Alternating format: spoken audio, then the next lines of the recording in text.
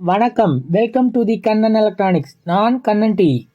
இந்த வீடியோவில் எதை பற்றி பார்க்குறேன்னா, Sony LED TV power supply fault, அது எஸ்எம்பிஎஸ் ஃபால்ட் ஆகிடுச்சு. அதை எப்படி ரெடி பண்ணுறதுன்னு பார்க்கலாம். கஸ்டமர் பார்த்தீங்கன்னா டிவி 19.5 வோல்ட் அடாப்டரு, ரிமோட் எல்லாமே கொடுத்துருக்காங்க.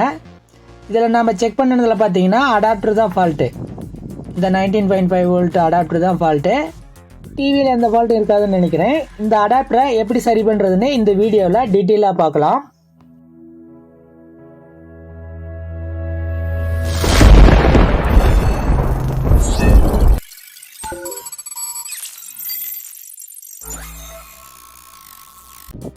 இந்த அடாப்டரில் பார்த்தீங்கன்னா அவுட்புட் எதுவும் வரல. இது பார்த்தீங்கன்னா ஒரிஜினல் சோனி அடாப்டர் கிடையாது, சோனி மாதிரியே இருக்கிற ஒரு அடாப்டரு. இது எப்படி ஃபஸ்ட்டு எப்படின்னா, இந்த மாதிரி சுத்தியலில் தான் தட்டிக்கிட்டே இருந்தோம்னா ஓப்பன் ஆகிடும்.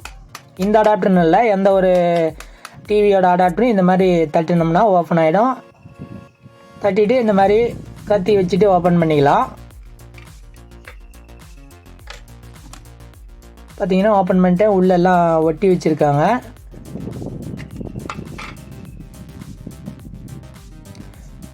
இதில் பார்த்தீங்கன்னா ஹீட் மெட்டல் ஹெவியாக கொடுத்துருக்காங்க.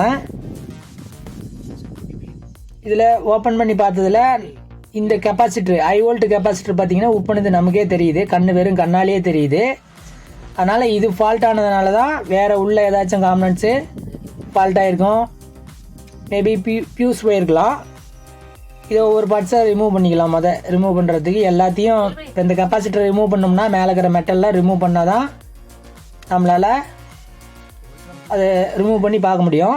இங்கே பார்த்தீங்கன்னா உள் சைடாக ஸ்க்ரூ கொடுத்துருக்காங்க. அந்த ஸ்க்ரூ வந்து ரிமூவ் பண்ணுறதுக்கு பார்த்தீங்கன்னா அந்த மெட்டல்லே ஹோல்ஸ், இந்த சைடெலாம் ஹோல்ஸ் கொடுத்துருக்காங்க. அதை நம்ம கரெக்டாக பார்த்து ஓப்பன் பண்ணிக்கலாம். அதே போல் இந்த பக்கம் ஒரு நட்டு ஓப்பன் பண்ணோம். அதுக்கு பார்த்தீங்கன்னா அந்த கெப்பாசிட்டர் வந்து இடைஞ்சலாக இருந்துச்சு, அதனால் அதை ரிமூவ் பண்ணிட்டேன். இப்போ வந்து அந்த ஸ்க்ரூவையும் ரிமூவ் பண்ணிடலாம்.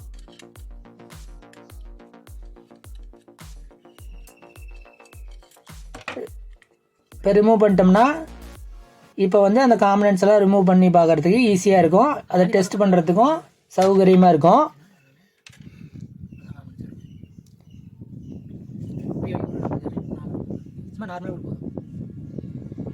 இந்த கெப்பாசிட்டருக்கு இந்த சைடு லெஃப்ட் சைடு பார்த்தீங்கன்னா அது டயோடு, பிரிட்ஜ் டயோடு, பிரிட்ஜ் ரெக்டிஃபையர்னு கூட சொல்லுவாங்க, அது கொடுத்துருக்காங்க. அதுக்கு உள் சைடாக பார்த்தீங்கன்னா ஃபியூஸ் இருக்குது. அந்த அப்புறம் இந்த சைடெலாம் பார்த்தீங்கன்னா கெப்பாசிட்டர் இருக்குது, கப்ளர் இருக்குது, நிறைய காம்பனன்ட்ஸ்லாம் இருக்குது. கீழே ஒரு எஸ்எம்டி டைப்பில் ஒரு டிரைவர் ஐசி இருக்குது. இப்போ பார்த்தீங்கன்னா நல்லாவே தெரியுது இந்த கெப்பாசிட்டர் உப்பி போயிருக்கு. அது கம்ப்ளைண்ட் ஆனதுனால தான் மேபி உள்ள காம்பனன்ட்ஸ் கம்ப்ளைண்ட் ஆகிருக்கலாம், இல்லை கம்ப்ளைண்ட் ஆகாமலேயும் ஃபியூஸ் மட்டும் ஸ்டார்ட் ஆகிருக்கிறதுக்கு வாய்ப்பு இருக்குது. அது என்னன்ட்டு நம்ம டெஸ்ட் பண்ணி பார்த்து கண்டுபிடிச்சிக்கலாம். இப்போ வந்து ஒவ்வொரு காம்பனன்ட்ஸும் எப்படி டெஸ்ட் பண்ணுறது அப்படிங்கிறத பார்க்கலாம். இந்த கெப்பாசிட்டர் வந்து சேஞ்ச் பண்ணுறப்ப கரெக்டாக சேம் வேல்யூ போட்டுக்கலாம். இது பார்த்தீங்கன்னா 100 நியூப் இருக்குது, 400 வோல்ட்டு கொடுத்துருக்காங்க. வேணால் நம்ம வோல்ட் வேணால் 450 வோல்ட்டாக கூட போட்டுக்கலாம். அதுக்கு முன்னாடி வேறு காம்பனன்ட்ஸ் ஏதாச்சும் ஃபால்ட் ஆகிருக்கா அப்படிங்கிறத நம்ம கன்ஃபார்ம் பண்ணிக்கலாம். சப்போஸ் எந்த ஃபால்ட்டும் இல்லைன்னா ஃபியூஸ் மட்டும் போயிருக்கும். எதுக்கும் ஒரு பக்கமாக இருந்து நம்ம டெஸ்ட் பண்ணணும். டெஸ்ட் பண்ணால் போட்டோம்னா மறுபடியும் ஃபியூஸ் மட்டும் போட்டோம்னா மறுபடியும் எக்ஸ்ட்ரா ஃபால்ட் ஆகிறதுக்கு வாய்ப்பு இருக்குது. அதனால் எல்லாம் டெஸ்ட் பண்ணிக்கலாம். இது பார்த்திங்கன்னா ஃபஸ்ட்டு இந்த ஃப்ரிட்ஜ் ரெக்டிஃபையரை டெஸ்ட் பண்ணலாம். முதல்ல மல்டிமீட்டரை டயோடு மோடில் வச்சுக்கணும். டயோடு மோடில் வச்சுட்டு நம்ம இந்த ஃப்ரிட்ஜ் ரெக்டிஃபையரோட பாசிட்டிவ் பின்னில் பார்த்திங்கன்னா பிளாக் ப்ரூஃபை, மல்டிமீட்டரோட பிளாக் ப்ரூஃப் வச்சுட்டு டெஸ்ட் பண்ணோம். மற்ற 3 பின்னையும் டெஸ்ட் பண்ணோம்னா 450க்கு மேலே வரும். 450லேருந்து ஒரு 650 உள்ளே காட்டணும். பார்த்தீங்கன்னா அது நல்லா தான் இருக்குது. அடுத்து நெகட்டிவ் சைடு ரெட் ப்ரூஃப் வச்சுட்டு மற்ற 3 பின்னையும் செக் பண்ணோம்னாலும் அதே சேம் 450லேருந்து ஒரு 600 உள்ளே காட்டும். இப்போ இந்த டயோடு நல்லா தான் இருக்குது. அதுக்கடுத்து பார்த்தீங்கன்னா மாஸ்பெட்டை டெஸ்ட் பண்ணுறோம். மாஸ்பெட்டும் அதே மாதிரி தான். மாஸ்பெட்டு இல்லைனா டிரான்சிஸ்டராக இருக்கலாம். இது வந்து டிரான்சிஸ்டரு.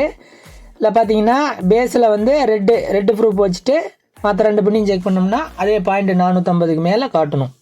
அது கரெக்டாக தான் இருக்குது. இது எதுவும் ஃபால்ட் இல்லை. அதே போல் கீழே அடிசைடு பார்த்தீங்கன்னா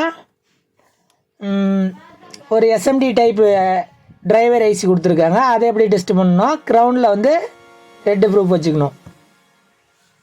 இதே மெத்தடில் தான் எல்லாமே டெஸ்ட் பண்ணணும். கிரவுண்டில் ரெட்டு ப்ரூஃப் வச்சுட்டு ஒரே பின் இல்லாத நம்ம டெஸ்ட் பண்ணணும். டெஸ்ட் பண்ணோம்னா பாயிண்ட் 450லேருந்து 650 700க்குள்ளே காட்டணும்.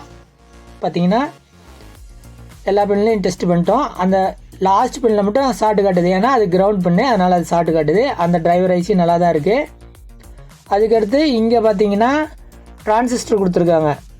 கண்ட்ரோல் யூனிட்டுக்கு டிரான்சிஸ்டர் கொடுத்துருக்காங்க. அதுவும் நல்லா தான் இருக்குது. அதுவும் பேஸில் வந்து அந்த டிரான்சிஸ்டரில் பேஸில் ரெட்டு ப்ரூஃப் வச்சுட்டு மற்ற 2 பின்னையும் நம்ம டெஸ்ட் பண்ணணும். என்பிஎன்னாக இருந்தால் ரெட்டு ப்ரூஃபை பேஸில் வச்சு செக் பண்ணோம். பிஎன்பியாக இருந்தால் பிளாக் ப்ரூஃபை பேஸில் வச்சு செக் பண்ணோம். அது காமனாக தெரிஞ்சுக்க வேண்டியது.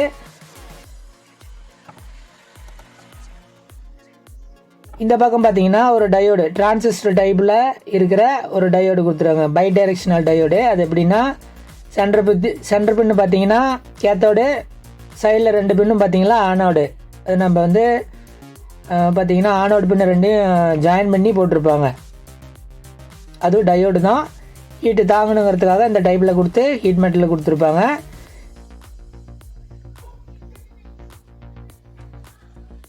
இப்போ பார்த்தீங்கன்னா மோஸ்ட்லி எல்லா காம்பனன்ட்ஸுமே நல்லா இருக்குது. அதனால் மேலே பார்த்தீங்கன்னா இன்னொரு டயோடு நம்ம பார்க்கல, அதுவும் அந்த டயோடும் நல்லா தான் இருக்குது.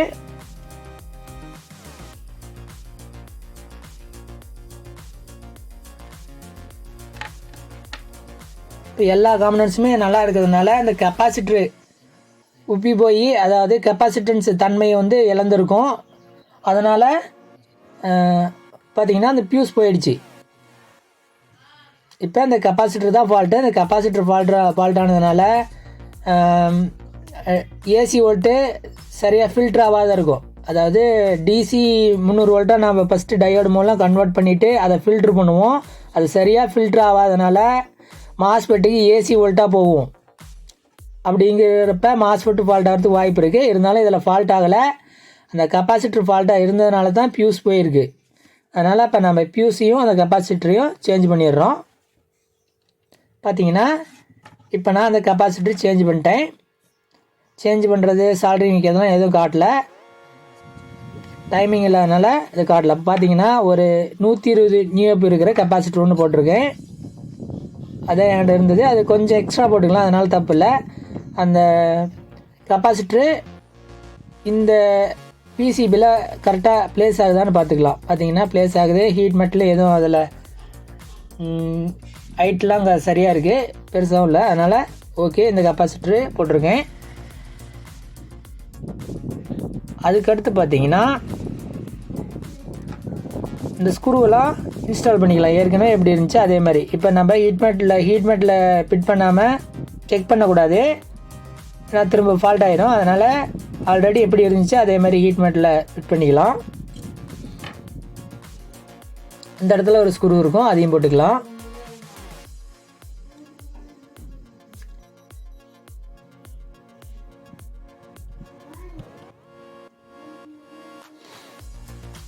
இந்த ஸ்க்ரூவும் போட்டு இந்த இடத்துல ஒரு கெப்பாசிட்டர் உருவி இருந்தோம், அதையும் இன்ஸ்டால் பண்ணிக்கலாம். அதை மறந்து நம்ம அந்த கெப்பாசிட்டர் போடலைன்னா திரும்ப ஃபால்ட் ஆகிறதுக்கு வாய்ப்பு இருக்குது. அதனால் கேர்ஃபுல்லாக அந்த கெப்பாசிட்டர் இன்ஸ்டால் பண்ணிக்கலாம். இப்போ பார்த்தீங்கன்னா எல்லாமே ஆல்ரெடி எப்படி இருந்துச்சு அதே மாதிரி இன்ஸ்டால் பண்ணிட்டேன்.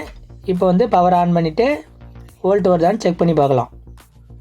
இப்போ பார்த்தீங்கன்னா பவர் ஆன் பண்ணிட்டேன். போர்டு மேலே கைப்படாமல் டெஸ்ட் பண்ணிக்கலாம். இப்போ பார்த்தீங்கன்னா ரீடிங்கு 19.5 வோல்ட் வருது. சரியாக போயிடுச்சு. ப்ராப்ளத்தை சால்வ் பண்ணிட்டோம். இப்போ எதுக்கும் உங்கள்கிட்ட நான் அந்த டிவி எதாவது ஃபால்ட் இருக்கா அப்படிங்கிறத டெஸ்ட் பண்ணிக்கலாம். அடாப்டர் சொல்லிவிட்டேன், டிவி ஆன் ஆகுதான்னு பார்க்கலாம். பார்த்தீங்கன்னா டிவி ஆன் ஆகிடுச்சு. இந்த ப்ராப்ளத்தை சால்வ் பண்ணிட்டோம். டிவி எந்த ஃபால்ட்டும் இல்லை, அடாப்டர் தான் ஃபால்ட்டு, ரெடி பண்ணிட்டோம். இதுபோல் நிறையா டெக்னிக்கல் டீட்டெயில்ஸ் நீங்கள் தெரிஞ்சுக்கணும் அப்படின்னா நம்ம சேனலில் வர ஒவ்வொரு வீடியோவையும் பார்த்துக்கிட்டே இருங்க. நன்றி, வணக்கம். அடுத்த வீடியோவில் பார்க்கலாம்.